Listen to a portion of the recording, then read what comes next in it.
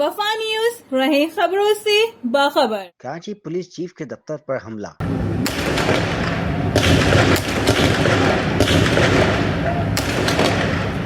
صدر تھانے سے متصل کراچی پولیس آفس پر دہشت گردوں کا حملہ۔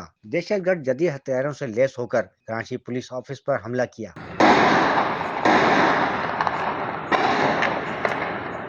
دہشت گردوں نے دستی بموں کا بھی استعمال کیا۔ اللہ اکبر! ہٹیے سارے پیچھے آ جاؤ، لاسٹ ہو جائے، پیچھے آ جاؤ، اور بھی ہو سکتا ہے، پیچھے آ جاؤ سارے۔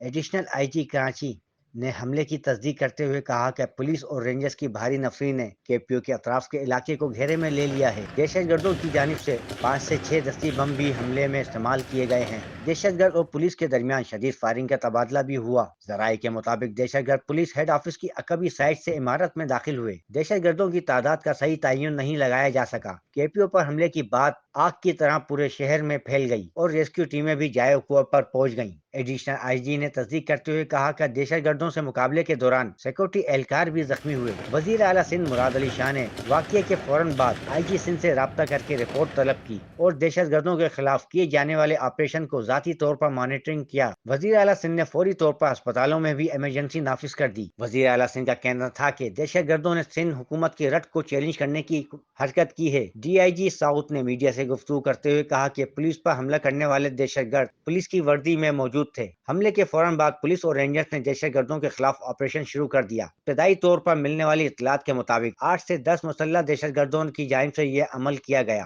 سیکورٹی اداروں سے مقابلے کے دوران مبینہ طور پر 2 دہشت گرد بھی جاں بحق ہوئے، جبکہ 2 دہشت گردوں نے اپنے آپ کو خودکش جیکٹ کے ذریعے اڑا لیا۔ دہشت گردوں کی فائرنگ سے 4 افراد زخمی ہوئے اور 2 جاں بحق ہوئے۔ جاں بحق ہونے والوں میں 35 سالہ اجمل مسیح، 50 سالہ پولیس کانسٹیبل غلام عباس، 35 سالہ رینجر انسپکٹر عبدالرحیم، 50 سالہ پولیس کانسٹیبل عبداللطیف، 35 سالہ رینجر اہلکار عمران، 22 سالہ ایدی رضاکار ساجد شامل تھے۔ ڈی آئی جی مقدر حیدر نے کہا کہ کے پی او کی چھت پر دہشت گرد مزاحمت کر رہے ہیں۔ دہشت گرد جدید اسلحے سے لیس ہیں۔ ذرائع نے بتایا کہ دہشت گرد پشتوں میں بھی گفتگو کر رہے تھے۔ پولیس، رینجر اور ایس ایس یو کے کمانڈوز نے عمارت کو چاروں طرف سے گھیرے میں لینے کے بعد عمارت کا سرچ آپریشن شروع کیا۔ آپریشن کے دوران مبینہ دہشت گردوں نے اپنے آپ کو خود کا دھماکے سے اڑا لیا۔ رینجرز اینٹی ٹیررزم ونگ نے بھی پولیس کے ساتھ عمارت کو سرچ کیا۔ عمارت کی چاروں فلور کو کلیئر کر لیا گیا۔ ذرائع کے مطابق کے پی او پر حملہ 7:10 پر ہوا۔ حملہ آوروں کی تعداد 8 سے 10 تھی۔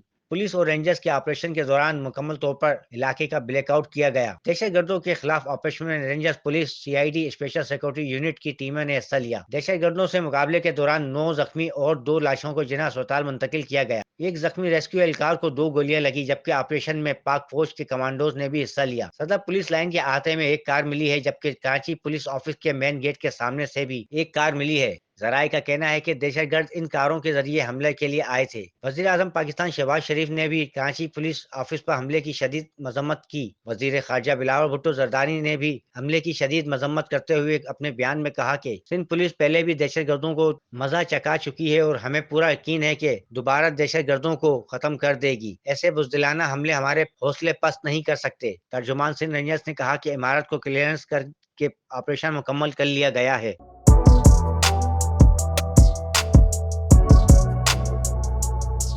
اس پر لائک اور سبسکرائب تو بنتا ہے۔ Thank you.